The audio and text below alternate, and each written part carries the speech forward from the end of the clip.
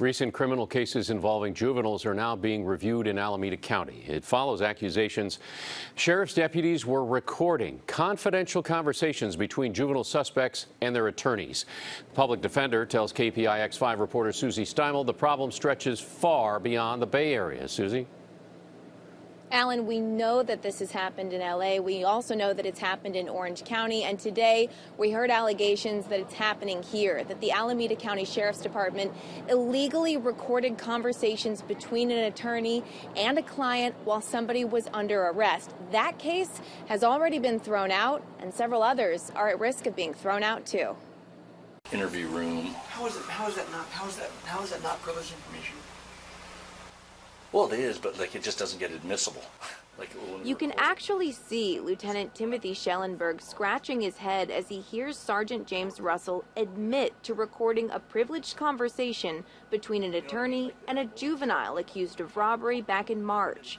The recording happened just after the arrest at the Eden Township substation in San Leandro. Do you record that or no? It's not admissible, but I record it. What if he decides to molest them in there?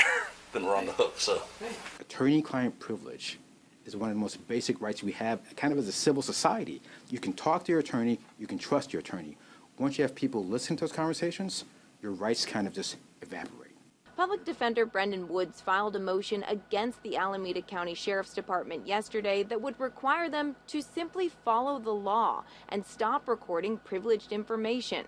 Woods says he thinks this is a statewide epidemic of law enforcement officers knowingly breaking this law. It's happened in L.A. recently. It's happened in Orange County with over 1,000 phone calls from clients to their attorneys in jail.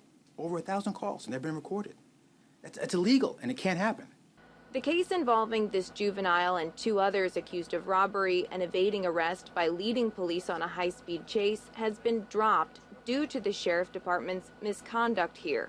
The recording indicates other cases may have been recorded in a similar fashion. Well, we've had these recordings. We have not yet listened to any of the recordings. This activity, this conduct has stopped, and it will not happen again.